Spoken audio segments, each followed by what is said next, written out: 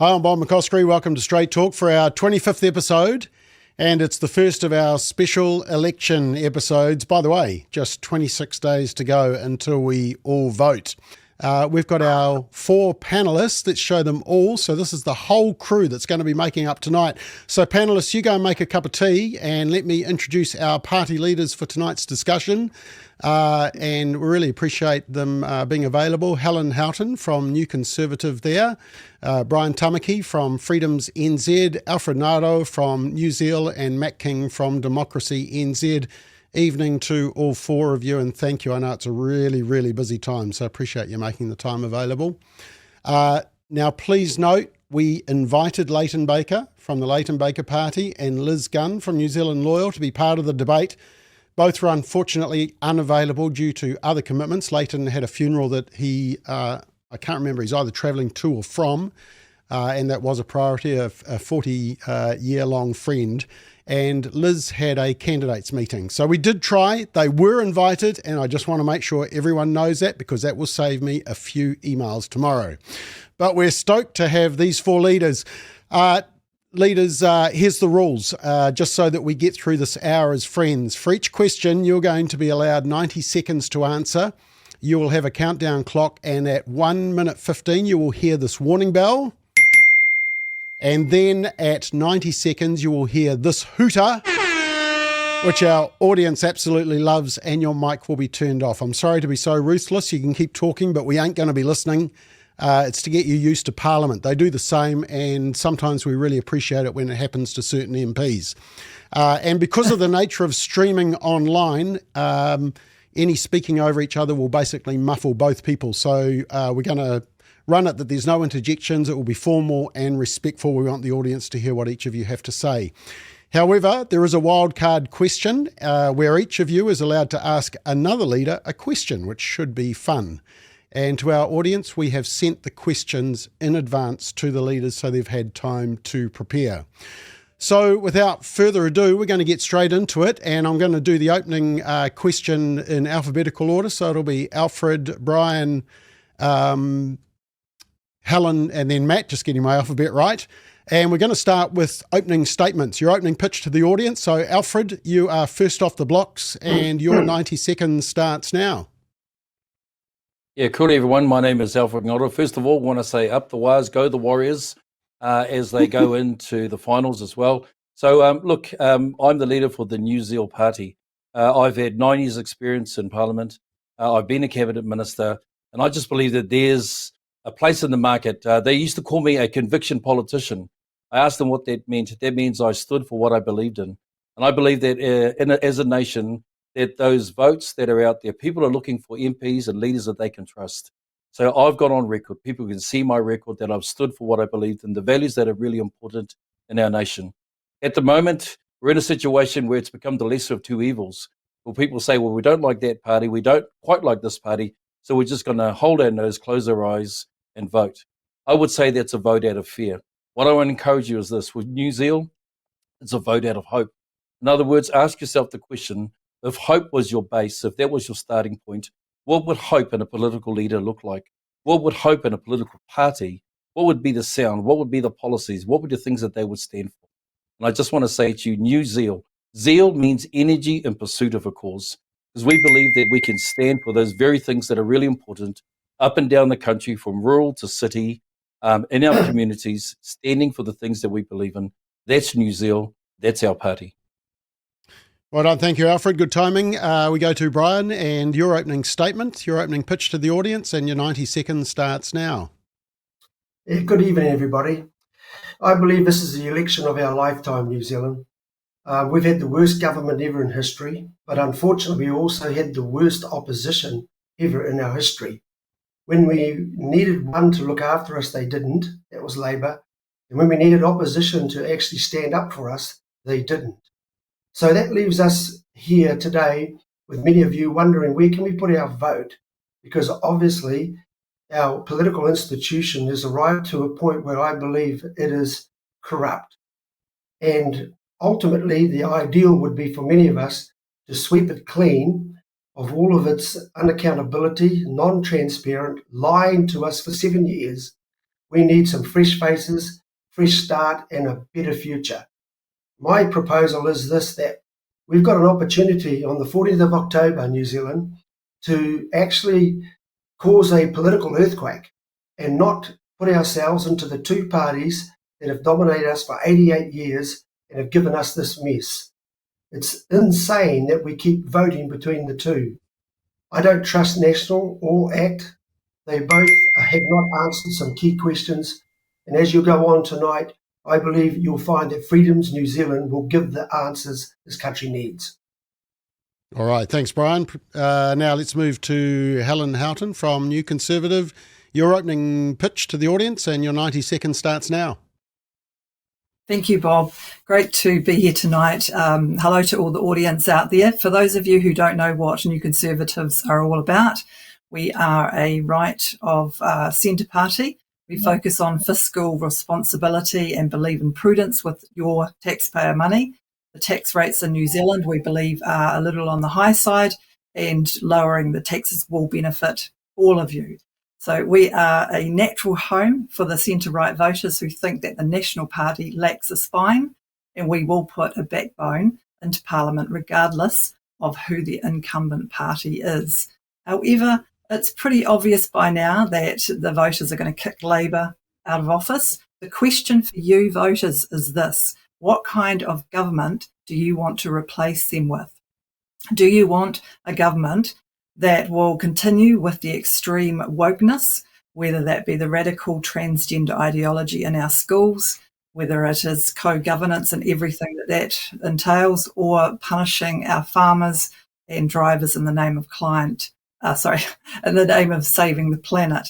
Ultimately, the question of which party you depend on you and the issues that you consider most important, but you can be certain that New Conservative will oppose and push back all of those things. Thanks. Great, thank you. And last but not least, Matt King from Democracy NZ, and your 90 seconds starts now. Good evening, everybody, and thank you, Bob. Acknowledge all the panel tonight. Tough job, what we're doing with it. Hey, look, for me, I was the National Party for a term with Alfanaro. I left because stick up for my rights, the body autonomy, basic human rights. For me, it's a big in my life to push back on what's been happening, the insanity that's been happening in this country over the last few years. The benefit of understanding how the system works, the benefit of being on a while, and the benefit of being a police for 14 years. A lot of life experience I bring to this. And for me, I saw our country going in a direction that scares me. And I thought, do something about it. And I pushed back on when it was pretty unpopular. And we got mocked and blocked and we got attacked. But everything we were talking about back then has turned out to be true now. And for me, it's the Democracy in the Party is about freedom. It's about freedom to speak, freedom of speech. It's about family, very important family. And we're also going to put farming. So we're going hard out to get a result this election and turn the country around, get it back on the right path, and make our country great again. Okay, thank you, Matt. And our next question is, what are your top 3 to 5 policy priorities, Matt? One thing that might be good for the North is better fibre, because we're just dropping a little bit out of you, but hopefully it can strengthen just while we're online. So top 3 to 5 policy priorities, and I'm going to do them in this order: Brian, Helen, Matt, and Alfred. So Brian, your top 3 to 5 policy priorities, your 90 seconds starts now. I think the top policy I'd like to advocate here is the family. The family is really the strength of our nation, and our families have gone through a rough time, particularly in the last 7 years, been pulled apart, have been divided, and have not been really a big part of our political parties obviously offering. So we will make family again strong. If you have a strong family, you have a strong nation. And those families that they are now beginning to redefine so many times and putting forward families that don't add up to what we call the nuclear family is a lot of the problem. Fatherlessness is a big problem. That's why we started up the very successful Man Up program, also Legacy for Ladies, which has helped the marriages and literally tens of thousands of families in this country. So we know how to do it. We need our families again to be strong in this country, to prosper, to be healthy, to deal with a lot of the delinquent criminal activity that's going. Also, the loss of work ethic and disciplines and a whole lot of other things. Family is the first place of instruction and education, not the government. They should never have their hands in the family. So we will enshrine parental rights as a part of the legislation that we will put into act straight away. Great. Thanks, Brian. Helen from New Conservative, your top 3 to 5 policy priorities. 90 seconds starts now. Okay, I'm going to go for all 5 of them. We'll start with family as well. And Family Builder is one of our flagship policies. The family is very important to us. We would reform the income tax to create a $20,000 tax-free threshold. Also allow tax income splitting between parents and introduce a $5,000 income tax credit per child. These measures will make it easier for one parent to stay at home to look after children if they choose to do that. And that would also be supporting families to be encouraged to stay together. Number 2 is transgender ideology. We'd protect our children by eliminating radical transgender ideology from our schools and public places such as libraries. We will bar men from women's sports, from women's changing rooms and toilets, and from women's prisons. We'll stand up for the rights of women to peacefully assemble without fear of violence. Also climate, I'm just going to touch on climate really quickly. There is no climate emergency. Fossil fuels are here to stay, and we stand up for the farmers and drivers in the war against them. We would roll back all the taxes that have been imposed. Co-governance, we reject co-governance and everything that goes with it. COVID, we will stand against the extraordinary division that has happened over the last 3 years. We will recognise. All right, thank you, Helen. Matt, we're on to your 3 to 5 policy priorities, and your 90 seconds starts now. Thank you, Bob. So essentially for us, the Bill of Rights, protecting and preserving the Bill of Rights, treating it as a sacred document, treating it as supreme law is the most important thing. If we had honoured the Bill of Rights and not passed legislation that breached the Bill of Rights, we wouldn't have had the crazy MIQs, the mandates, the traffic light system, the masking, all the stuff that's really affected our lives. And for me, we've had a government that's walked all over our rights in every area of policy. And so for me, that's probably negotiable. Bottom line is the balance. We also have a policy of taking race out of everything. It's about need. We've got a lot of legislation in this country, a lot of policy around race-based stuff, and I think it's dividing us as a country, and it's wrong. The separate health system is a classic example. 3 waters, now 5 waters, co-governance, all those things are just wrong.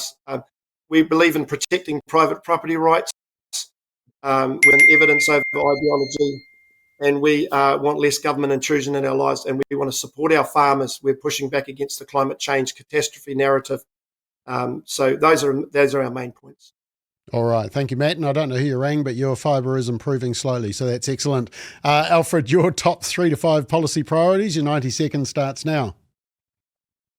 Yeah, so we're the only political party. When we talk about family, we talk about putting family at the centre of our paramountcy clause and all of our policies. Because you see that's what makes the difference. So when you want to talk to the child, you have to talk to the family. Whether you're a health provider, whether you're an educator, if you want to educate and teach our children, you have to make sure you've got the consent of the family. Inside of that, we want to bring back parents as first teachers, because it's not just about what the child does when they go to school for 8 hours and 5 days a week. Is that how do we support the families at homes? So it's about parenting programs, parenting support to help them to make sure that they can be supported in their roles as parents as well. The other areas around farming. At the moment, we want to reduce the compliance and the pressure on our farmers, because when you tax the farmers, you tax the family. Food inflation is going up at the moment. Why? Because we've all got an egg story where we put extra compliances on farmers, our food producers. And that's come out of an ideology where we're seeing that the burden of blame around climate and the environment is on our farmers.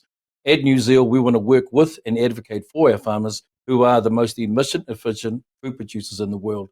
The second one is around finances. We believe it's really important to bring back what we call the public purse. In other words, the responsibility about responsible spending. We want to make sure we back our SMEs, small to medium enterprises. Why? Because they are the backbone of our economy. Provisional tax, GST are things that are important. That's what we want to do. Those are three of our 5. All right, going well, team. Very good. Now, next question, and well, let me give you the question, and then I'll give you the order. It's Helen, Matt, Alfred, and Brian. I've just got initials here, so I've got to quickly rack my brain as to the names. Okay, the question team, and Helen, we're coming to you first, and we're asking you to be to really put up you need to vote for our party on this question. The question is, why should we vote for you and not the other parties? Helen, you're first off with New Conservative, and your 90 seconds starts now. We are a long-standing political party. We've been around for 12 years already. We have not just popped up for this election. We have a full set of policies, including important ones across everything: economy, taxation, spending, monetary. We have a team that is ready for Parliament and for government. We are a values-based party. We're in it for the long haul rather than starting up 5 minutes before an election hoping for a miracle. We're not a protest party. We have solid policies and a vision for a brighter future. We are not built around a single issue or cult personality. We're in it purely because we want to build a better New Zealand, not a personal brand. Okay, thank you. Matt, Democracy NZ, why should we vote for Democracy NZ and not the other parties? Thanks, Bob. I'll give you an example. In 30 years of MMP, we've only had a government that's been able to we've only had one government in that 30 years that's formed without having two coalition partners. I believe that we've got the most corrupt, incompetent government that this country's ever had, hence the reason why this election is the most important that we're ever going to face, I believe. And it's certainly the most important this century. I believe, for example, it'll be probably, in my view, it'll be a national act government, and they will to government, strong, stable government without a second coalition partner. We intend to be that coalition. I have experience, I have relationships with all people involved. I know them all. I've worked really hard for the last 18 months, and I've stood out when a lot of people, when it wasn't fashionable to do so, I stood up and stood up for Kiwis and their rights. And I've walked away from an absolute career with for the next 3 terms potentially, but I walked away on principle, and I fell at night. We've got the best chance of all the minor parties to get in Parliament. We have the opportunity to win a seat. That's our strategy to get into Parliament. The other parties have got to get 5%, and I can't see any of them getting enough to get 5 to get in. So we're the option. Okay, thank you, Matt. Alfred, why should we vote for New Zealand and not the other parties? Your 90 seconds starts now. Well, MMP was made for big and small. The reality is in 1994, when we voted for a referendum to get away from the old system of first past the post, we've had first past the post, one government rule. So minority parties actually hold bigger parties to account. Here's the other fact that we need to understand. There's been no minority party that's ever gotten without either a former or current MP. You can be around for 5 minutes, 50 days, 5 months, 5 years. It doesn't matter. The reasons why the nation will vote for a party that has either a former or a current MP is called a thing called competence. I've been there in 9 years. I've been in Parliament. I've known what it means to serve and understand how the system works. I don't have to spend another 3 years to understand it. I've been a cabinet minister. I know what negotiations are like. I know how decisions that are made from legislation to policy and even to practice. So what we bring is experience. We also have another member, Paul Adams, who's had 3 years as well under United Future. So we have combined 12 years of political experience that we bring to the table. We've got candidates that have got both business, education experience. But here's the thing. We not only bring the head of policy and practice, we bring the heart. Because people want to know, can you be trusted? People can go on record and see that I've been a conviction politician. I've stood what I believed in. I've stood the test of time, not outside of Parliament, but inside Parliament. Matt knows, we've both been in there. We've seen what happens when you stand for what you believe. That's the reason you vote for New Zealand. Thank you, Alfred. Finally, Brian, why should we vote for Freedoms NZ and not the other parties? Your 90 seconds starts now. Well, simply Freedoms New Zealand, from the people of Tauranga at the by-election, requested one thing. They said, let all the minor parties unite. So we're the only party that responded to that. Freedoms New Zealand umbrella was set up so that the small parties would all unite to give us the chance to break that cursed old 5% threshold. Freedoms New Zealand now has 35 candidates altogether with the 4 parties and 3 big organisations under the umbrella. They are very skilled people standing, and I believe that Freedoms New Zealand is polling some of the best right now of the small parties. We will take this to the line all the way with a campaign of courage that will be set up in 28th of September with a huge stand at Parliament to let the WEF know through Sir Ashley Bloomfield that we will not be accepting Agenda 2030. But this campaign of courage still can bring a massive change to New Zealand if you vote in the correct way. Give your vote to Party Vote Freedom New Zealand, and we'll make sure that we'll get the job done. I'm a man of action, and that action I will make sure I will do for you. I will not betray the trust of the public. Thank you, Brian. Now, let me just reiterate, because I've seen a couple of comments come through. The reason that Leighton Baker and Liz Gunn are not on the panel is because we did invite them, but they were unavailable. They had other events on, but they were invited. Right, let's go on to the next question, team. And my order is Matt, Alfred, Brian, and Helen. The question is, the current polling suggests that you're all currently short of the magical 5%, and I emphasise the word suggests. And so the question is, what's your specific strategy for getting to the 5% threshold to make it into Parliament? Matt, I'm going to start with you because your strategy is based on your belief that you can win Northland, although I did see a Courier poll suggesting that you have an uphill battle. But let's take that out of the equation. If you don't win Northland, how do you get to the 5%? So your 90 seconds starts now. Okay, so we were 2 weeks after that poll. It was a random, and it was the question: if there was an election, which candidate would you vote for? And we listed the top 15% behind the leader in that poll, so it was right in the race. When I went to the last election, I was 20% ahead of the Labor candidate at the last election, and I narrowly lost my. So I'm 13% behind poll. So I'd pay no attention to that poll. In fact, that poll was actually a party vote poll. It actually didn't name the candidates, just asked which party's candidate would you vote for, and just named the party.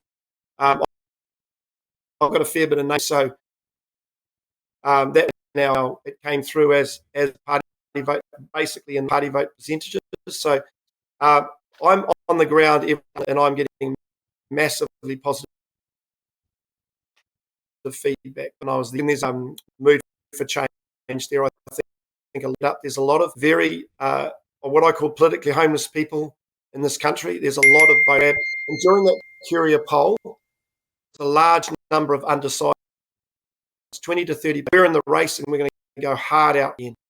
I'm quite confident that we're going to get there. Okay, Matt, that was we had really bad reception during that, so if you can do anything to improve on that, that will really help. Alfred, how are you going to make it to the 5% threshold? What's the strategy? Your 90 seconds starts now. Yeah, it's really simple. Well, I'm not afraid of the 5%. 5% is about 150,000 votes.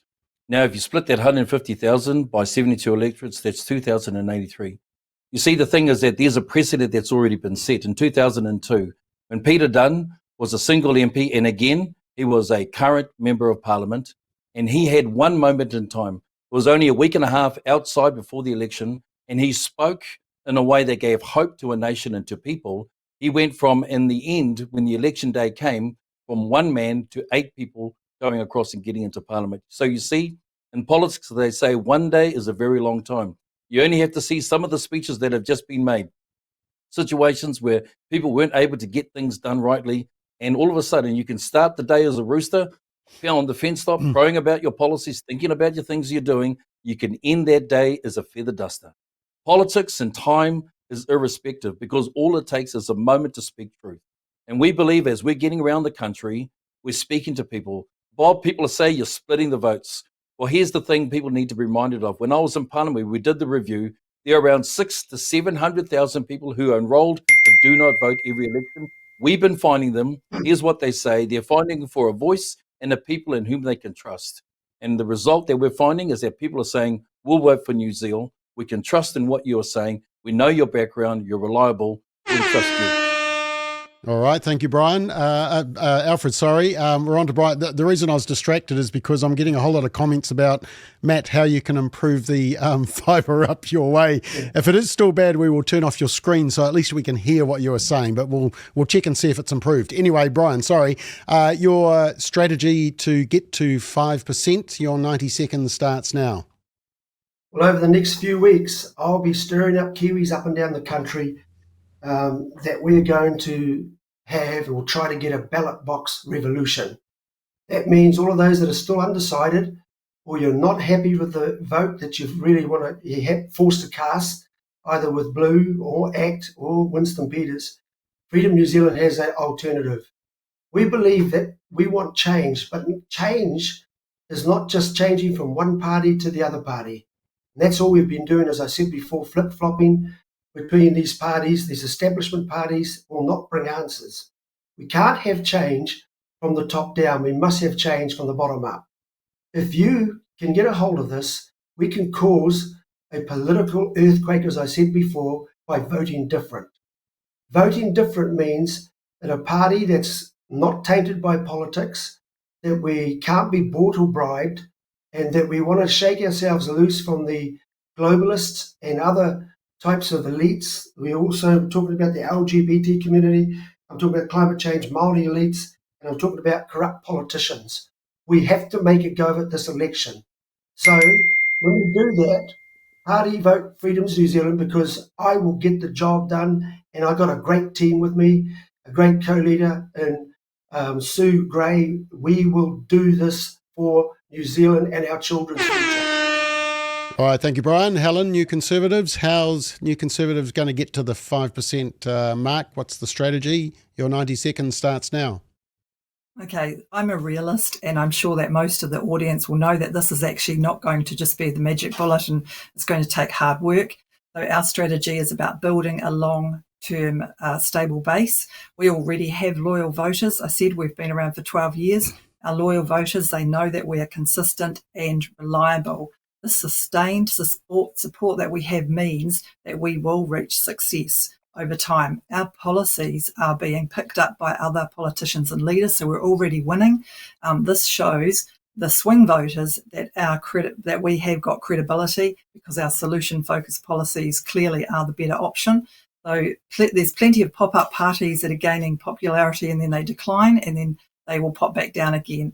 Unfortunately, this creates instability. Thereby, I ask the audience and all those valuable voters out there who are potentially being swayed by those surface features and short-term personalities to focus on the stable New Conservative option. We New Conservatives are committed to winning over the informed and committed voters like yourselves. Thank you. All right, well done. I think I did all four, didn't I? Right, let's move on to the next question.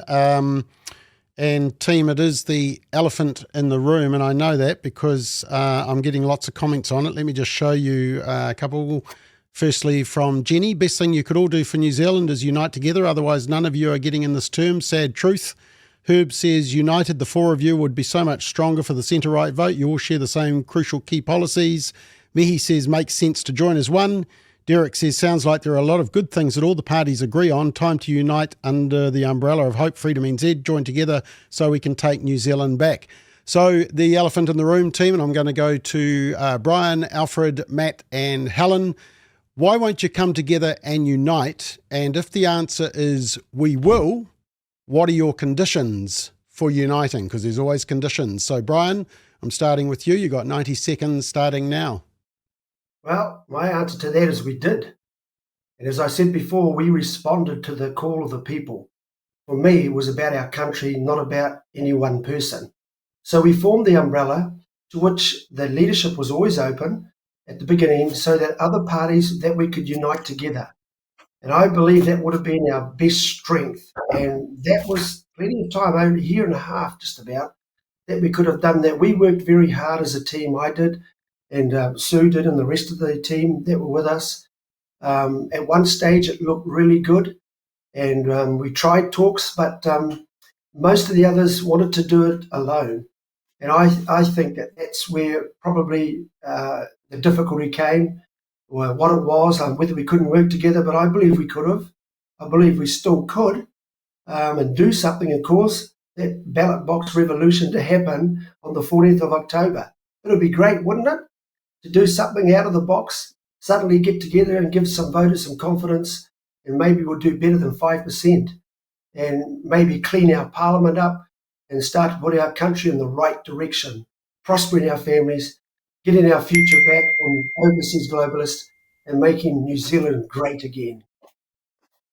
Okay, thank you, Brian. Alfred, why won't the parties unite? Your 90 seconds starts now. Well, the truth is, as Brian has said, we've all actually had lots of conversations. We've been talking, and unity is what we all want. But the reality is that there are times where there are things you may have in common, and you could be united in cause but divided in purpose. And, we've always said to each other, let's be respectful, let's talk with each other and uphold one another in the purpose and the pursuit that we're having. So for us, we've made the effort. We didn't quite get that across the line. But can I say this? Is that there are 600,000 to 700,000 voters that are out there that are not engaged. We're not going to be splitting the votes. Actually, there's plenty of votes that need to go out there and to engage with that community as well. And that's where our heart is as well. The other thing I want to say is this. People often say it doesn't really matter as long as you get across the line and get in and you can go and do what you want. Well, history will tell us under MMP, we had an alliance coalition that went through. And that didn't end well. You can't just have a unity of cause when you don't have a unity of purpose. Cause can get you into the law, but purpose will give you the legacy over a period of time, and that's what's most important. So for us, it's not about a selfish thing. Sometimes you've got to hold the course into the values and the conviction that you have that you're doing the right thing. And as I said again, there's been no minor party that's ever got in without either having a current or a former MP who can say this. We've been there, we know how to make it work, because people will vote for competence at the end of the day. Okay, Matt from Democracy NZ, why not unite? Your 90 seconds starts now. Have I got good internet at the moment there, or can you hear me? Working well, right? Very well. Okay. So look, we heard the call from everyone. Everyone has been telling us to get together, and I have spoken at length with quite a few of us. There's very good reasons why we didn't combine forces. It's nothing to do with ego. It's with a whole lot of other things, political things. For example, a lot of our supporters said to us, if you join with this person or that party, we will walk. And I don't believe that our membership would have joined forces. There's also a lot of things to talk about on camera, about some of the things that have been said and done from various people and some of the background stuff that we've found.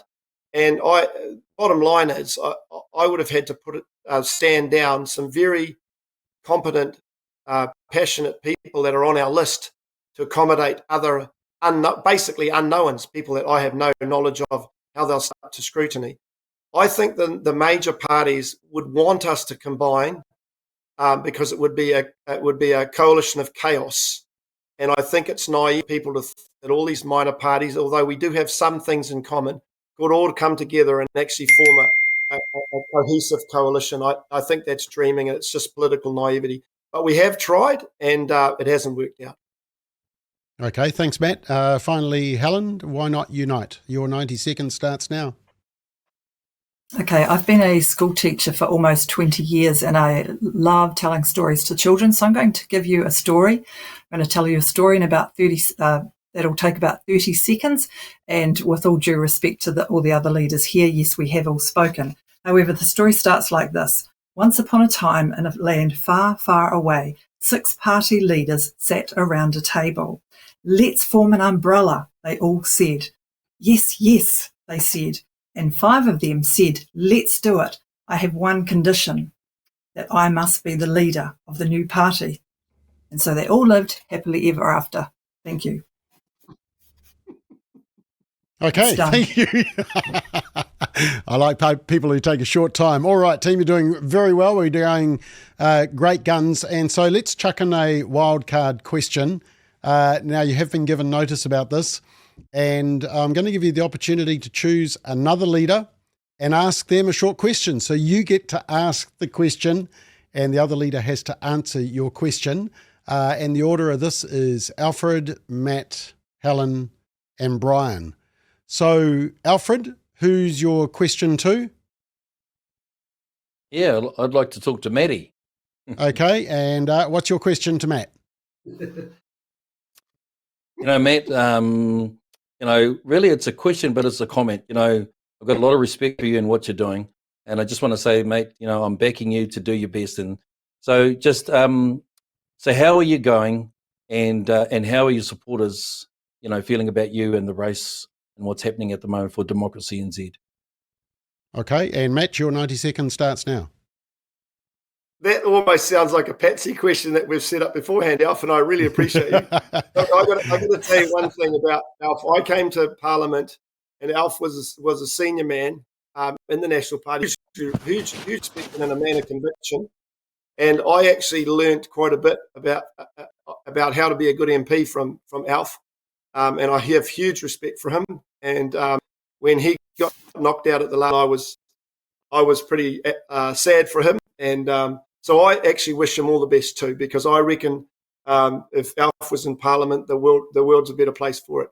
I'm really enjoying it, Alf. I've got a lot of good people around me, a lot of good people. In fact, it's blowing me away, the calibre of the people, the passion, the people that have stepped up, have spent their own money and all their own time because they believe in us and they believe in what we're doing. And, it brings tears to my eyes sometimes when I have it. I have people that just paint art and sell it, and then ask for flyers, buy flyers with their money that they've made, and then drive a moped delivering flyers all over the place. We've got people all over the place that give their time and their effort for us. And I don't want to let them down. And I'm going to leave nothing there. I'm going to be on the floor at the election time because I feel so strongly about the cause and what we're doing. Thanks for the question, Alf. You're a good man. Okay, thanks, Matt. And look, I think that's a great opportunity for me to just say to all of you, thank you for putting your hand up and doing the hard yards. It's a thankless task at times, and it's hard work. So, we do honour you for that. Now, Matt, you've actually, you're next in line, so you get a question, and I'm sure it might be a Patsy question, I don't know. Who's your question to? Well, I had my question lined up to someone that wasn't going to be here. It turns out to not be here. So, I guess I would ask Brian Tamaki.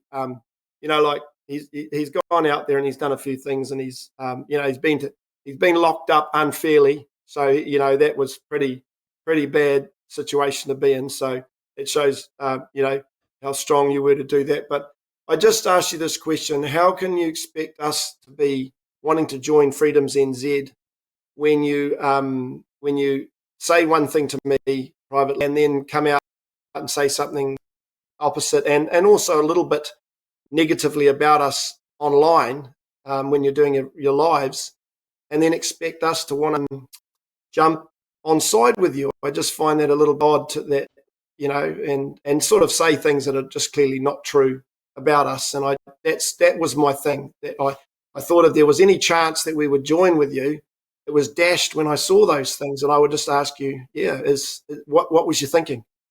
All right, Brian, can you respond to that? And your 90 seconds starts now.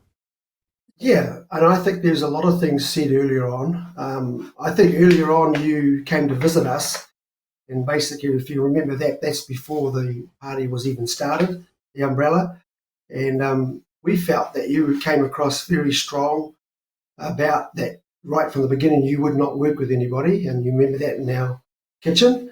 That's fresh out of the standing down at Parliament launching your party.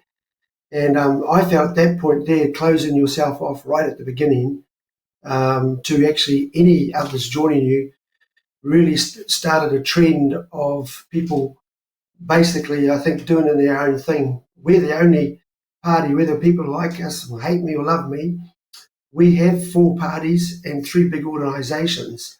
We're already a fair way down the road of doing the one thing that the public wanted, or the Freedoms Movement and others, unite. And I worked my buns off for that. And I'm not here to say that I fully agree that you would say that what I said online, that was not the case at all. But I would have said that if you weren't prepared and any of the others to join, it made it so difficult. And today we could be in a different position if only you guys had decided to join together, or we could have worked something out. All right. Thank you, Brian. Helen, your question. Who would you like to put your question to? Okay. I've changed my mind a couple of times on this. So, well, I think everyone already knows that Brian is leading an alliance with the lovely but liberal Sue Gray, and Matt is pro-abortion and pro-euthanasia. So the audience already know this. So I'll direct my question to Alfred, since he's saying he's socially conservative. Specifically, Alfred, why should anyone take you seriously starting your own brand 5 minutes before the election? It's been said that there's concerns that it looks suspiciously, out of respect here, but it does look suspiciously like you're acting on behalf of National, trying to make people give up on some of the existing minor parties, because let's face it, there were plenty of minor parties already out there before you started the party, just 1-2 months ago. So that's my question to you. Thanks, Alfred. Okay, Alfred, you've got 90 seconds and it starts now. Yeah, look, thanks, Helen, and thanks for the question.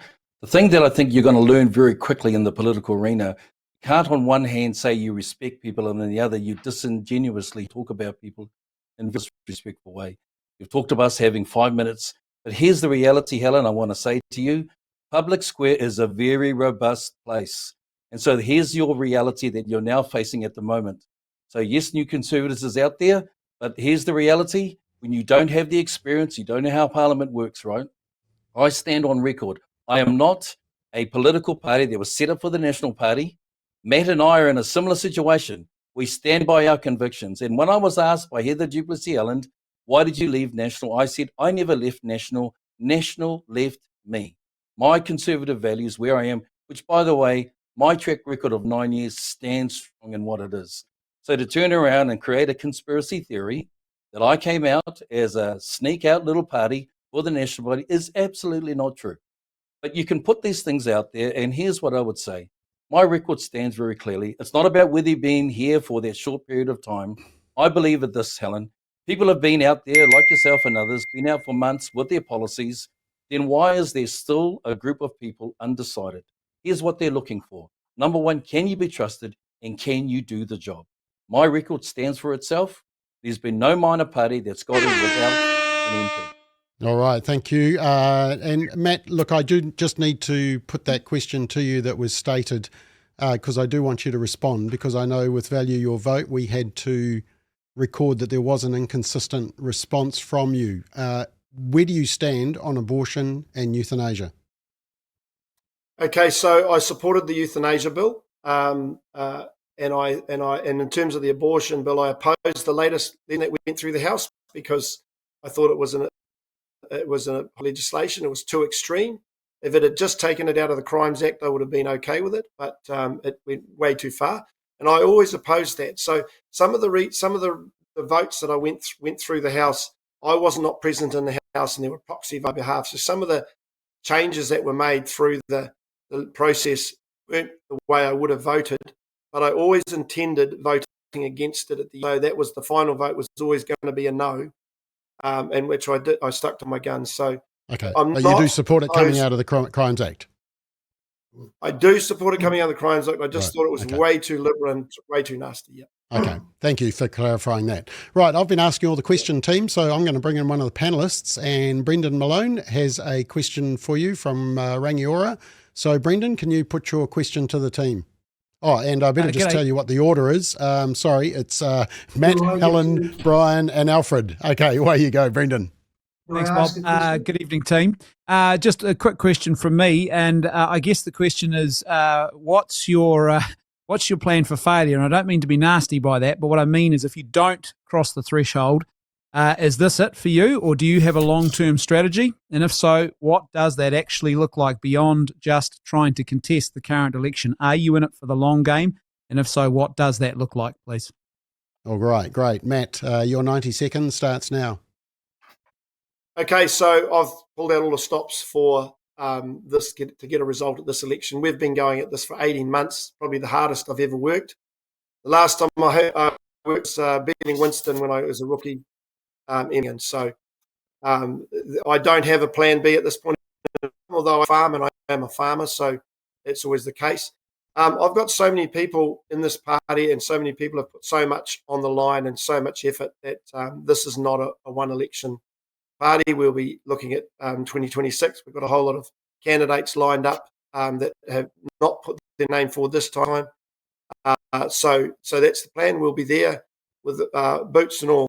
I can't relax until this this government is thrown out, and we have a government back that respects people's rights and respects the democratic process and looks out for the way the country used to be even 5 years ago, 6 years ago. I want that country.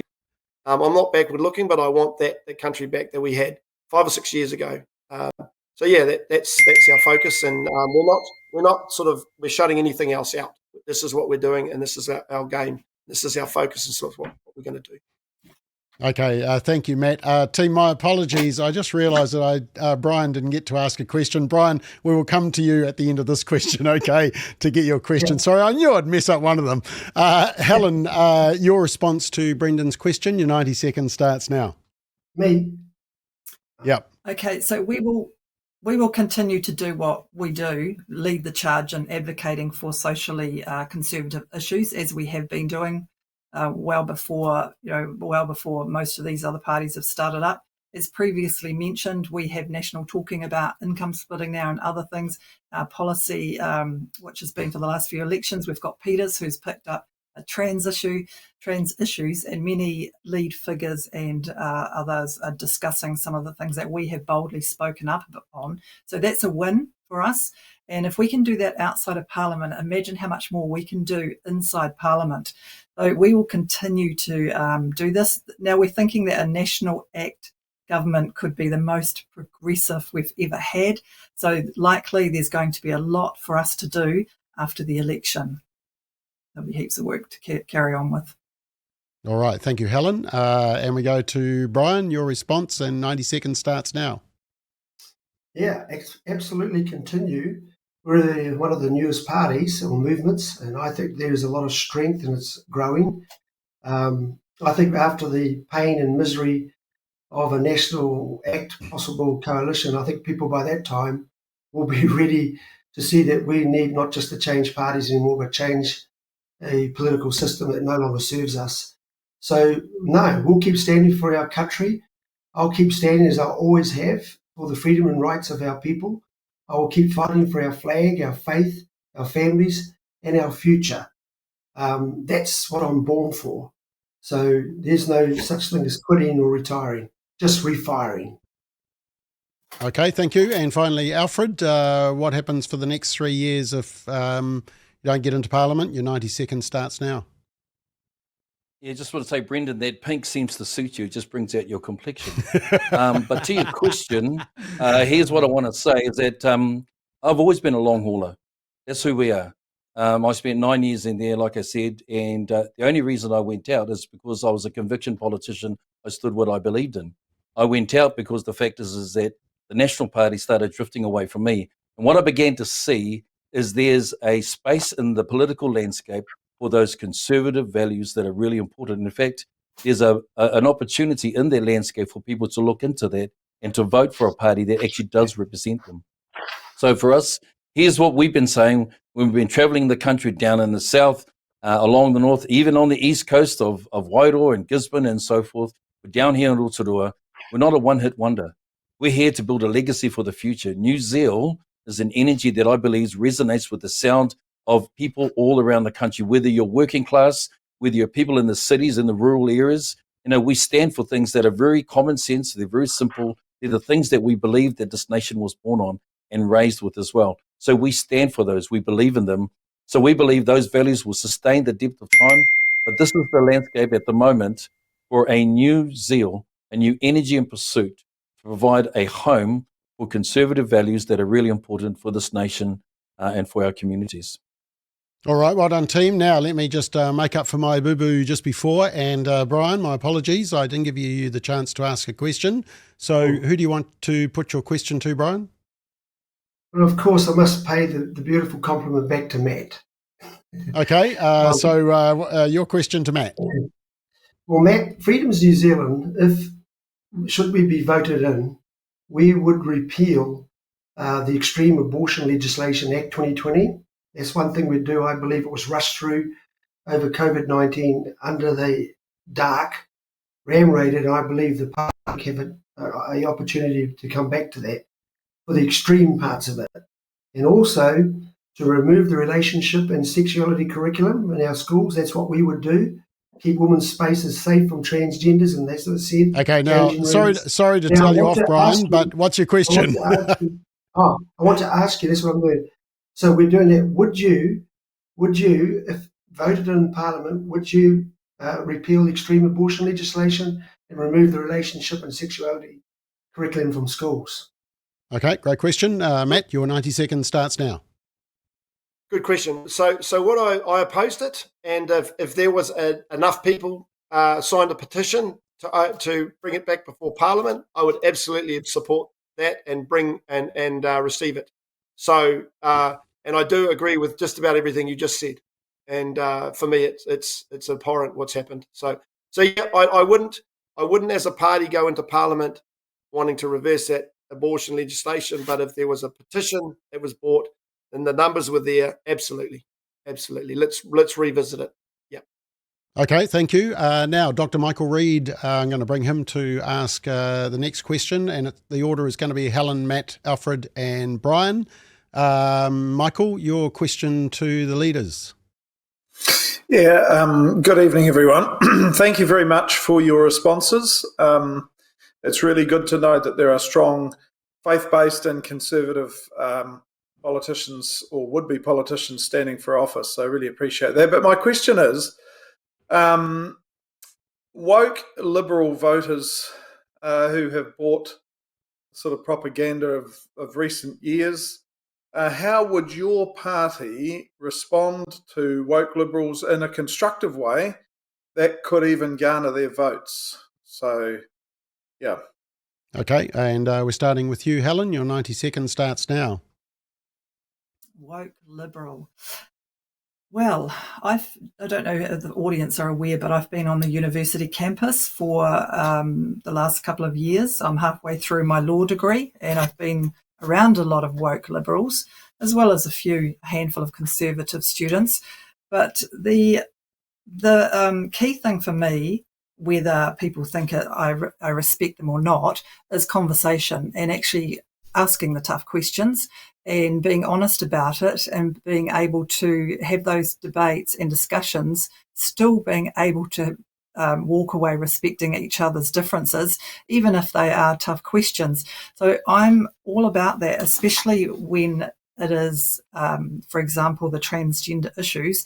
Some people may be aware that I put a petition to Parliament about 4 years ago, and it gained over 40,000 signatures. Now, that was to remove the transgender ideology from our schools, and I've had a lot of pushback. As you can imagine, I get a lot of hate mail, and I'll just show you something. Even in this book called Fear, I don't know if you can see that, Fear, New Zealand's Hostile Underworld of Extremists. So for me, it's about being able to discuss things. So, and I'm finding that everywhere I go, even the woke liberals are listening. So they will sit and listen. So that's really important to have those discussions, and that's why free speech is really important to me. Okay, thank you. Matt, how are you going to engage with the woke liberals? Your 90 seconds starts now. Oh, well, they all love us fight each other, don't they? If we're all at loggerheads with each other. the leaders like that. So for me, it's all about transparent light on everything we do and using facts and evidence to make your discussions and have them as discussions, not arguments. I see a lot of stuff on social media where people, if you have a different opinion from someone, they just attack you personally and attack not the argument, not use the facts, you as a person or what makes you tick. And I believe for me, like for example, we're going to push back a lot on climate change and on the COVID stuff, and a lot of woke lefty liberals absolutely mock and block me and abuse me. But actually, when you look through the reports and you read them, we've got a lot of evidence to support our arguments. And I'm very open to keeping an open mind about everything, and I have changed my opinion on a few things over the years. But I also think that you gain nothing from attacking people personally. Personal attacks just working. The left and the right are as guilty as each other of attacking each other. And I just believe openness and honesty and transparency in everything we do. And the Parliament will be a better place if we focused on doing that and keeping people honest and open and talk about things and discuss things. And transparency is the key, I believe. All right, great. Thanks, Matt. Alfred, your 90 seconds starts now. Yeah, it's a very good question, Michael. And, the reality is that what people are now saying, we never thought we'd be at an age and a stage in life and in our society where we would have to try and explain things that were used to be quite normal. We didn't have to talk about those things, whether a man was a man or a woman was a woman. But we're at that point because over a period of time, over the last 30 years, we've actually given way to values that were really important in our society. And so the demise we are in as a country won't be fixed overnight because it's created over generations. We've become tolerant. We've excused good intentions that have allowed for bad behavior. And instead of things being black and white, we've now got 50 shades of grey. Actually, now it's 150 shades of grey. And somehow it's meant to make us feel better. So one of the things I think that's really important is we stand for truth while exercising grace. What I had as a conservative politician, people will say to you, what do you think about the LGBTQI community? I said, stop dividing our family. I said, because the reality is I've got family and friends who choose to be part of that community. And even though I may disagree, I still love them anyway. So here's the thing that's really important. Laying down a platform where we can have a safe, courageous conversation without actually taking sides and then cancelling each other out. I believe that's where it needs to start. But Michael, in 2005, we passed the prostitution law reform bill where we said things like they were okay. We changed the values of a society over time. It's going to take time for change that back so that people can be free to have a view and a value. All right, thank you, Alfred. And finally, Brian, how are you going to deal with the woke? How are you going to engage with them? Your 90 seconds starts now.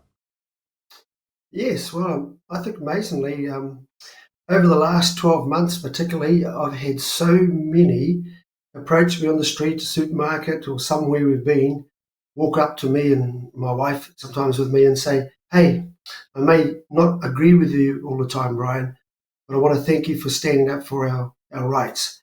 And I've had that from so many, and some of them, or a lot of them, have been on the other spectrum, political spectrum from myself. And I've turned in a conversation and said, hey, you know what, regardless of what you or I disagree with, I stood for you.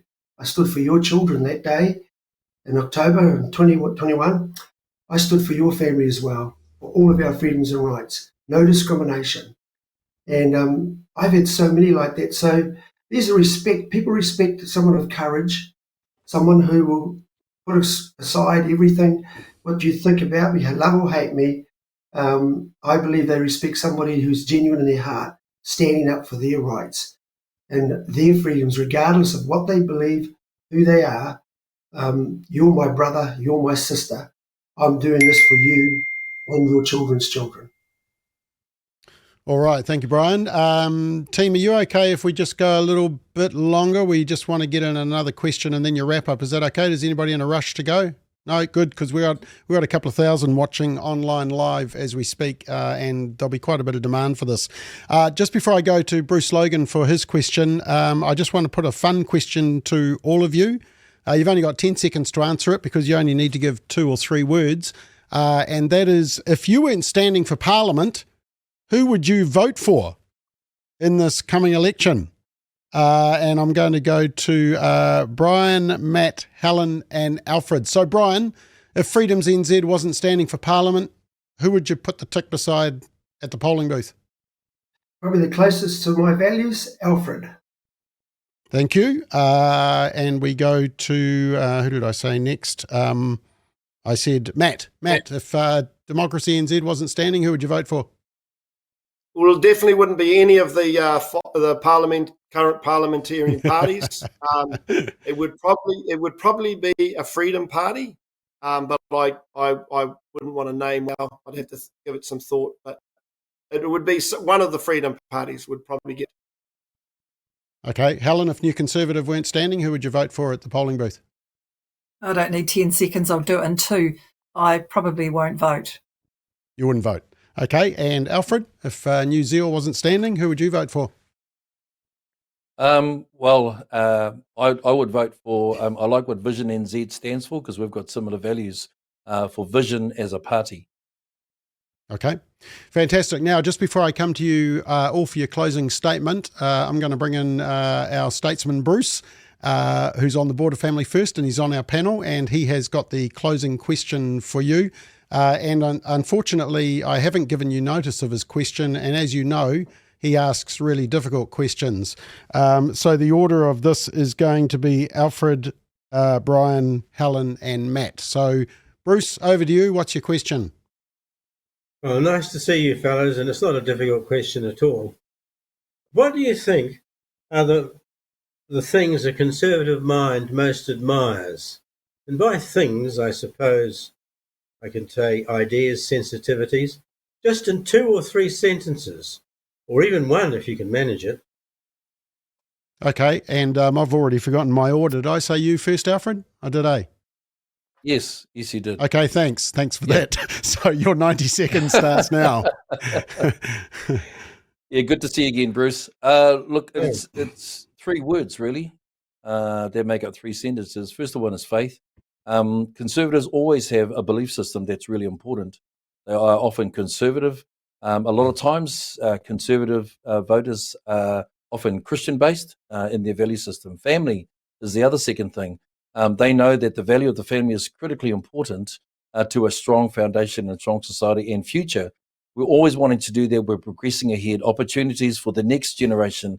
I mean, the greatest thing that we would have, Bruce, you and I, is that our children and our grandchildren would have a future that they could receive their potential and live their potential in their lives as well. So 3 things: faith, family, and the future.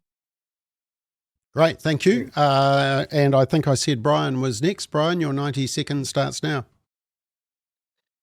Yeah, I just think I would say I love people. I've been in the people ministry for 43 years with my wife and helped so many people. So we just love people. We love their families. We want them to prosper, do well in life. I love my country. Really, I'm not here for me or the party. I'm here because I love my country. And I want my country to be back on the top of the best countries in the world. I want it to prosper. I want every family to do well. I want us to be united as a country, not divided. I want us to have a future and a hope. And as I've said, I'm not just here to stand for my political party. I'm really here to lead my nation if I have the opportunity. So, that's what I really believe. All right, thank you, Brian. Helen, your 90 seconds starts now. Conservative. So it's in the word conserve. I think conservative is about conserving all the good things, conserving the traditions that we hold dear. All those family traditions are important to us. But I also believe that everyone is capable. And so I'm about empowering people. So I run a charitable trust, and I'm all about empowering people to make their decisions and taking personal responsibility. And I think that's what conservative is, about taking personal responsibility. And that leads to having limited government interference in our lives, because clearly we don't need minders looking after us or the government jumping into our parents' responsibilities. We want to empower people to take that responsibility back from the government. So it's just restoring and conserving all the good things. Okay, thank you. And Matt, your finally for Democracy NZ, your response in 90 seconds starts now. I think Conservatives have a moral compass, service to the community. I've written a few things down here: stability, consistency, strength, family, being a decent human being, definitely service to the community, education and family values. We're about uniting Kiwis together. I wouldn't call myself a conservative as such, but I do have conservative values. I do live my life around family and community and sticking to your word. And if you look someone in the eye and you shake their hand and you tell them you're going to do something, you damn well do it. That's my background. So honesty and integrity, good fight, and wanting to maintain stability and I guess a cohesiveness in our communities. I'm very much an empathetic person. As I've got older, I've got very much more empathy with people. I'm very tolerant of other people and their lifestyles. I used to be black and white when I was a brand new copper, when I was a young fella. And I also know now it's about shades of grey, so I'm a much more tolerant person. But conservative, I've got conservative aspects to the way I live my life, definitely. All right. Thank you. Thank you, Bruce, for that question. Thank you, team. We are up to our final question. Well, it's not actually a question. We're actually going to give you the chance to give us your final 90-second pitch as to why we should vote for you and your party. And the order I've got is Matt, Alfred, Brian, and Helen. So 90 seconds. Let's sell it. Why we should vote for you. Matt, your 90 seconds starts now. Okay, so we've got the worst government that we've ever had. Incompetent, immoral, corrupt. I don't choose those words lightly. This election is the most important. The history of MMP tells us that the incoming government is going to need two coalition partners. It's only happened 30 years, the last election one. We need strength and stability in our government. We need stable government. We need the current options are the Maori Party holding the balance of power, which means a Labour Green government. The other option is New Zealand First, which will be a coalition of chaos on an outgoing tide with him. We represent stability, strength. We have a very reasonable opportunity via the seat. As Alf said, a current MP or a past MP is the criteria and a catalytic event. And I believe the COVID and the climate change, that catalytic event to change a government. I've worked really hard over the last 18 months to have our team. I've never worked so hard in all my life. I came in as a rookie, beating Winston. I believe I can win this seat, and I will do my utmost to change this government and put a government in that, above all, respects our basic human rights. That's the key to any new incoming government. Respect our rights. Okay, thank you, Matt. Alfred, your final statement and your 90 seconds starts now. As I've been traveling around the country, and what's really clear is there's a lot of uncertainty and people are unsure of what the future may hold. And so it's at a point where people are in saying they will vote for the lesser of two evils, even though it's not what they would want. That vote is a vote out of fear. Can I encourage you? We can do better than that. Let's vote out of hope. And a vote for New Zeal is a vote for hope. When you ask that, what does the question look like? What does hope look like in a political leader and political leadership? Well, it looks like people who you can trust and people who are competent to do the job. When you vote for New Zeal, you get conviction, you also get competence. You know there's going to be courage, that we've been able to stand in contentious situations, have been in Parliament to stand for what we believe in, for what I've believed in, are important, conservative, socially conservative votes that are really important. So that's who we are. When you vote for a political party, you want to know that they've got the legacy for the future. They're not going to overpromise and underdeliver. Everything that we're focused on, from the family to farming to freedoms to finance and even the future around education, are all things that are at the base heart of our community. Why? Because good policy comes from the ground up, from our community and for our people as well. So when you vote for New Zeal, it's not a vote out of fear, it's a vote out of hope. When you vote for New Zeal, you get conviction, you get competence, you get the ability for people to go in and to do the job from day one. That's what a party vote for New Zeal will bring you. Thank you, Alfred. Brian, your final statement and your 90 seconds starts now. I have a vision for our nation that New Zealand will be great again. New Zealand will be safe again. New Zealand will be free again, and New Zealand will prosper again for everybody. I'm a man of action. Less talk, more walk. I will get the job done, no matter what it is. My reputation is that I'm fearless. I cannot be bought or bribed by any outside puppeteers. I'm not contaminated by politics. I love people, I love my country, and I love where we can be. And that can be is in a place where we can unite together as one people, loving each other, caring for each other, and again, getting our country working back to where it was pre the mess from politicians and parties that don't care about us. I still have hope for our future. I have hope on the 14th of October that there can be a major swing of votes. I really do. A ballot box revolution for Party Vote Freedoms New Zealand, and you'll get a man you can trust will do the job. I've stood once for our nation. I will stand for you again. And you know this, I will keep your trust. I will not betray the trust of the people, honest and transparent, and I'll work hard for you. Great, thanks, Brian. And finally, Helen, New Conservatives, your final statement. You have 90 seconds starting now. Thanks. New Conservative had stood against all the horrendous legislation that this government have pushed through.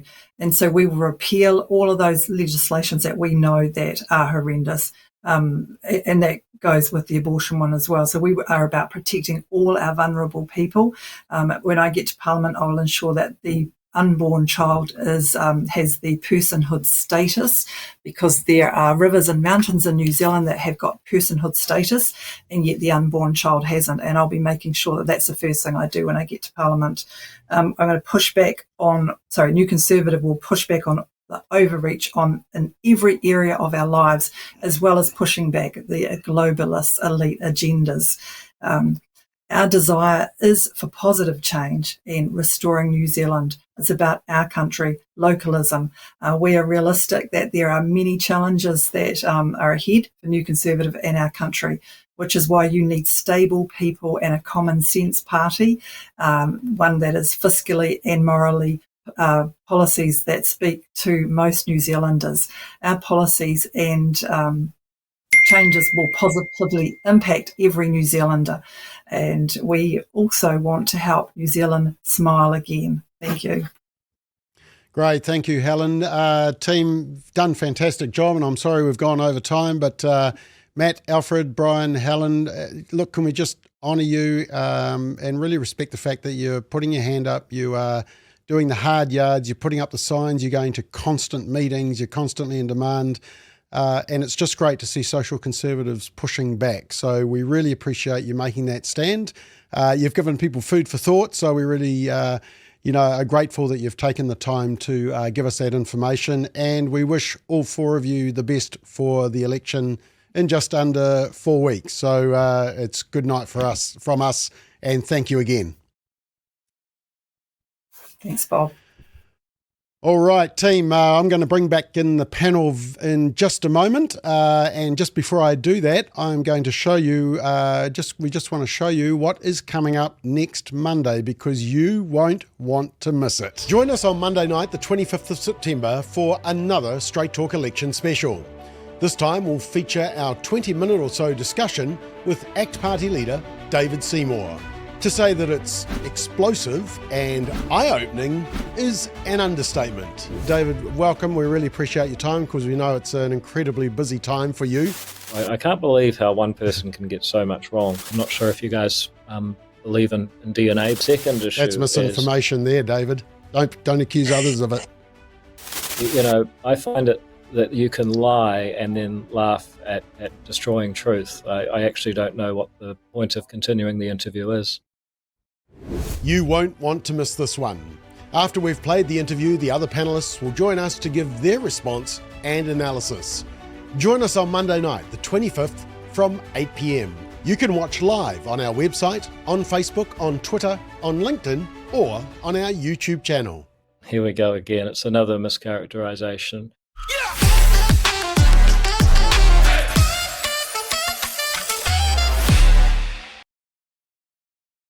A lot of fun. Okay, let's bring back in the panel. Christine, you were very quiet during that time.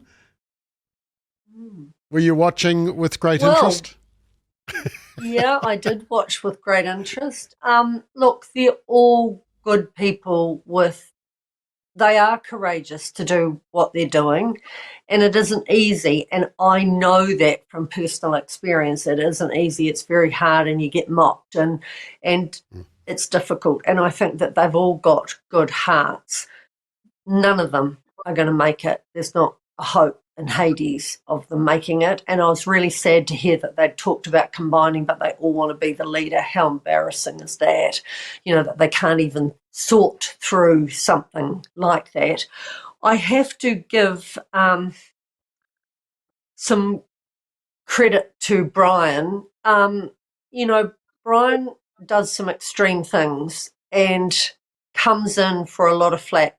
And I've always known that he does some good work as well. But tonight I thought he displayed dignity, and I think he is courageous. Unfortunately, his methods put a lot of people off. And I think that's really sad. But there is the need for a true combined Conservative voice, and until that happens, none of those people are going to make it. None of those parties are going to make it. And I look back nostalgically to the Conservatives. Colin Craig, who the media were determined to destroy before he blotted his own copybook, was an amazing man. He's highly intelligent. He had the money to run a party the way he ran it. He was very professional. He was very charismatic. Don't let anyone think there's anything that was foolish about Colin. Well, he made some mistakes, but don't we all? He was really principled. He did all the things in combination that all those individual people talked about, and he offered great hope to the nation. Yes, in many ways he was mocked, but he had so much to offer, and now he's gone, and he's probably gone forever, and I can't help but look back with regret. We had 14,500 members in our party.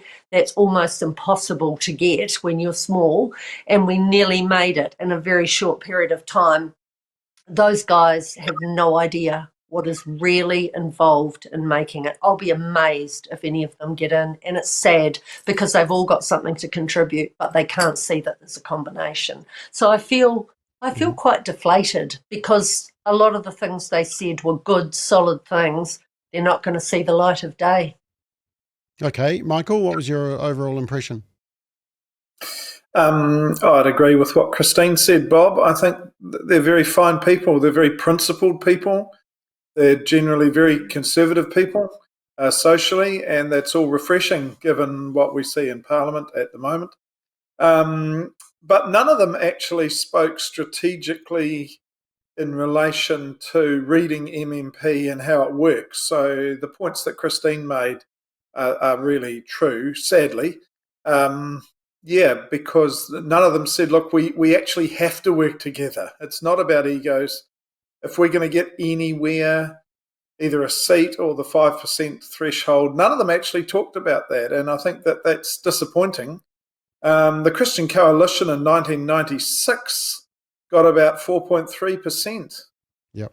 Now, who knows how they would have gone had they got into Parliament. But there was an attempt then to put aside differences, work on strengths, and if the ego thing could get sorted out, I think this is the only way forward, really, for social conservatives and faith-based parties. And as Christine said, look, it is disappointing because we have some very fine people there, but none of them talked about reading the system and understanding the 5% threshold. Okay, Bruce, what was your overall impression? Well, the same as the others about their character and good on them for having a go and all that sort of thing. But I'm not so excited about the combining. I think that it's not going to happen anyway. I think one has to rise above the others, and the only way that's going to happen is have a leader who can do that. I don't think without some kind of leader who manages to capture the imagination of a whole lot of people, any of the parties is going to make any kind of headway. because they're so countercultural and so much hostility in the air against them. It's just too difficult unless there is somebody who really understands and can articulate a conservative imagination with confidence. And I'm not sure that happened tonight. Okay, I'm just chuckling to myself because I've got 168 pages of comments on my computer here, but I just have to show this one because this guy is a real campaigner, Whetu Marama Kemp, who has just kept on writing, vote for Freedom NZ, vote for Freedom, it's MZ. Oh, there's a spell check error there, sorry. But it's coming on virtually every fourth one. So I want to just give him brownie points for effort. I think, if we all campaign like that, it would be great. Anyway, seriously, who was up to? Brendan, what was your overall impression? I just want to pick up on Bruce's last point because for me that's a big one. But before I do that, I'll say one thing is about this situation they find themselves in is I feel that they really need to be speaking to the swing voters, and I'm not convinced that they were necessarily communicating with the swing voters at any point. And I think that's quite key. You've got to give them a sense of resonating with them and giving them reasons to vote for you, those who are the undecideds, the mushy middle. And I don't think any of them particularly did that strongly tonight. The other thing I'd say is, coming back to Bruce's point, I think you're absolutely spot on. This is the other big thing for me. I'm looking for the current crisis we find ourselves in. We need people with big vision and big philosophical sense of the human person, of human flourishing, what a society should look like. And I didn't get that. I just didn't get that. And we need more than mere slogans. We need more than just talking points. It's very easy to say things like, we'll be family friendly and family policies, but what does that practically mean? And Bruce's point is spot on. The conservative mind actually has a lot of really good and deep things to say that can be said quite succinctly and very well that resonate across the political spectrum, from environmentalism to family to economics. And I just didn't hear any of that tonight. And I think that's the thing that will capture people, is if you can actually speak deeply about the need for human flourishing and what that can actually look like at a practical level. And I didn't get any of that tonight. Okay, Christine, I thought there were some very warm moments, but there was also some real tension in the air at times.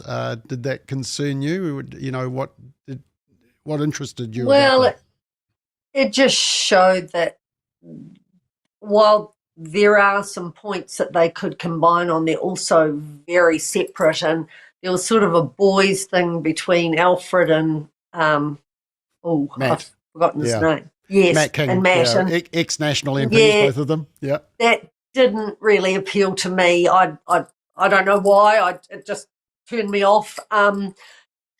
It's a real shame that we need this voice so desperately. We need a strong voice with a strong team because this is our future. This is our world. For me, it's for my grandchildren, and my children are getting on a bit now, but it's for them and my grandchildren and great-grandchildren, and there was nothing in there that's going to have cut through. And I just think that's so sad. We've missed another 3 years. And, someone in there, as Bruce said, someone may rise above the rest. I can't see that either. It takes so much to make this happen.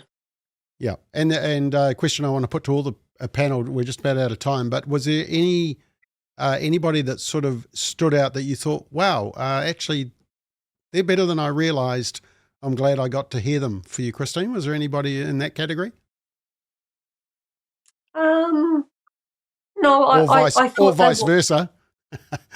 I thought they were all quite good. And as I said before, Bishop Tamaki surprised me a little.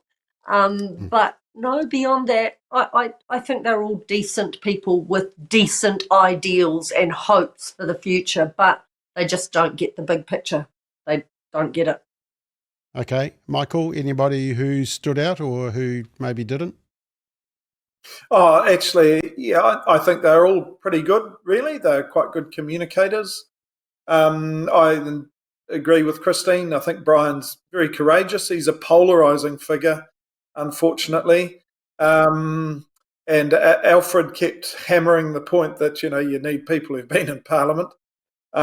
He conducted himself pretty well. I actually thought they were all pretty decent in their presentations. But just going back to Bruce's point and Brendan's point about understanding conservatism, the value of the human person, and also, we didn't hear any sort of deep philosophical understanding of conservatism and why it matters and why we need it.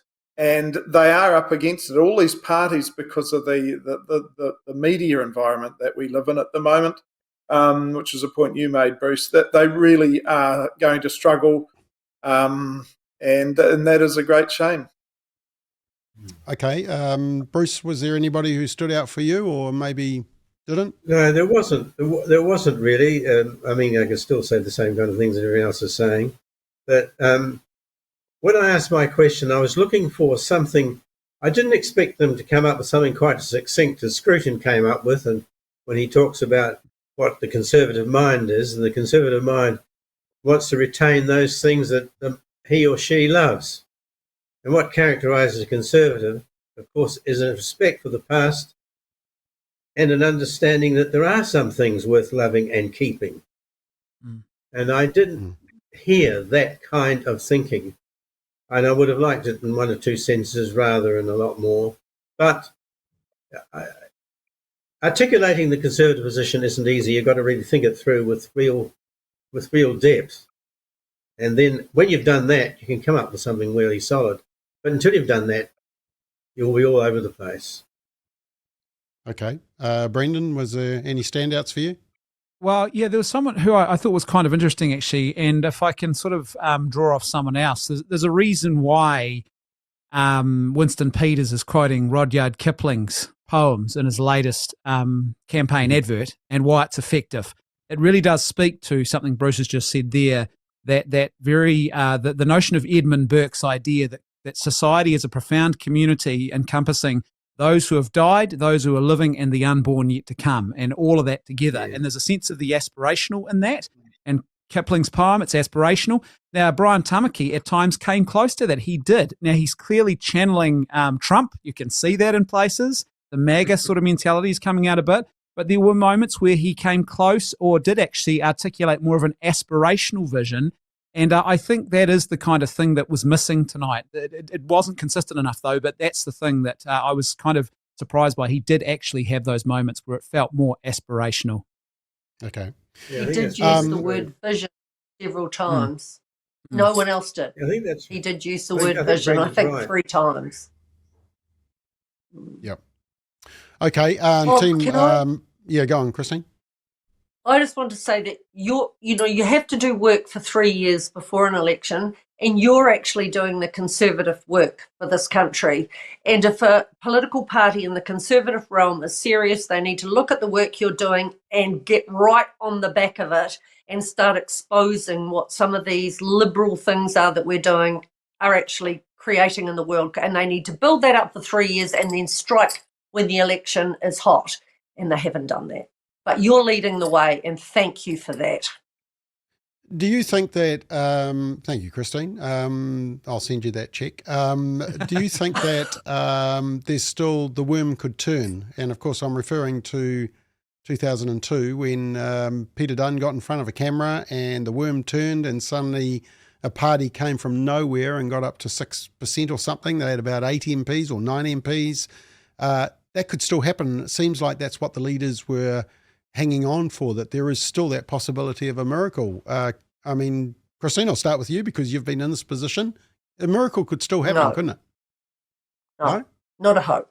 No. Why not? You'd have to have, because you've got to have someone that absolutely sparks the conservative imagination. Yes, we can do it. We're going to deliver this for you. I'm sorry, but they didn't give me that impression. I feel flat, and I feel really disappointed that I feel flat. I was excited about tonight. I wanted to be inspired. I haven't been. Okay. Michael, is there a chance for – go on, Brendan, yeah. Yeah, sorry, no, you go with Michael. I was just about to jump in, but I'll wait. No, you jump in. No, that's fine. You jump in. Be good. Okay, I'll do that. And sorry about that, team. He's fighting for my place in the queue. Terrible. Can I just say, I think why you won't get a Peter Dunne moment is because a couple of things. Number one is the environment's changed. You'll notice what he did in that worm turn debate was he spoke about aspiration. in a time where there wasn't much of that, and it just cut through because he really sort of took that high road of why can't we just unify as a nation? It was very aspirational. Secondly, people were tuning in for leaders' debates on television, and they just don't do that anymore. The social media and new media landscape is just as really butchered all of that kind of viewing experience, the communal nature of that, and I just don't think there will be a moment where you'll have that kind of opportunity to really shine like he did. Okay. Michael, I mean, you were fully in the political scene in 2002 when that happened. Do you think that could happen again? This party just comes through like a miracle? Well, firstly, I just want to say I hope we never have another Peter Dunn moment. That would be dreadful. Because he snuggled up to Conservatives, but he was anything but. And and incredibly dull performer, but he hung around forever. But putting that aside, no, I think we've got to be realistic. I mean, we always have to say yes, that a miracle is possible, but it's unlikely, I think. I think what Christine said really sums it up. Okay. Bruce, believing in a miracle? Well, that worm was a tricky emotional worm. It captured the public imagination briefly, and it was an image that helped. The very people seeing that on the screen actually shaped the way they thought, and it captured the emotional sort of moment.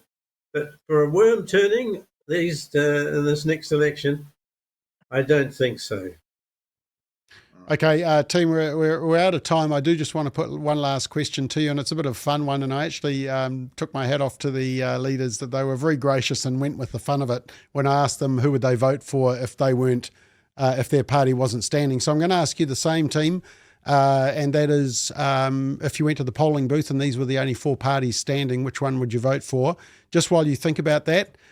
Just a quick ad. Next Monday night, we have David Seymour. We have pre-recorded the interview. It is explosive and you won't want to miss it. So that is next Monday, and then the panel will analyse that and a few other topics. And then 2 weeks from today, we have New Zealand First Leader Winston Peters, who will be joining us live to take questions from the panel. So we've got an exciting couple of weeks coming up as we head to the election. All right, let me go around the room and I'll start with seniority. Bruce, if they were the only 4 parties that you could vote for, which one would you vote for? Well, I'd hold my nose and vote for the longest standing one, which is the New Conservatives. They've been around for longer on that basis, but I'd still be holding my nose. Okay. Michael, who would you vote for? Bob, I'd cross all the names out and vote for you, I think. We're ready for you dreamer. to claim this space. Get There's that second check chance. ready, Bob. 2 checks tonight, mate, in the mail. Come on. Gosh. I'm going to be broke. Is that your answer, Michael? I mean, you're sounding like a politician with an answer like that. Well, you ask a silly question, Bob, and, you know. Okay. Well, I was just dreaming. Okay. Christine, if just the 4 of them, who would you vote for? Well, if I had absolutely no choice and I had to vote, I would vote Correct. for Alfred, because I worked for him. I worked with him when he was in the National Party, and they made a big mistake getting rid of him.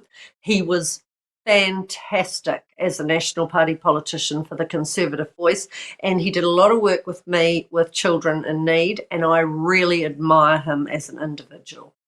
So if I had to, that's what I do. Okay. And Brendan, if you had to, which one? Well, I would. It'd be difficult, but I would go with Alfred. And the reason why I'd go with Alfred is that there's an existing track record. The big thing, though, is integrity and moral character. And I've seen it displayed before publicly in his previous political life, so there's no doubt for me. And thirdly, I know that he's a man who has, through his cultural heritage, strong tribal connections, and that's something really important to authentic conservatism, the notion of not just family, but of community. And I believe he has a really good sense of that, and I think he would bring that to the table as well. So for me, it would be Alfred. Okay. All right. And can I just reiterate, so I don't get 100 emails tomorrow morning when I wake up, we did invite Liz Gunn and Leighton Baker, but they were both unavailable. We did invite them. Panel, that was an action-packed week. Sorry we went over time, but next week we got David Seymour. That's going to be action-packed, and the following week, Winston Peters. So I hope you're having lots of good sleeps in between. But thank you for joining us tonight. And to our viewers, thank you for sticking around. We will be back next Monday night at 8 o'clock. Have a great week. Bye.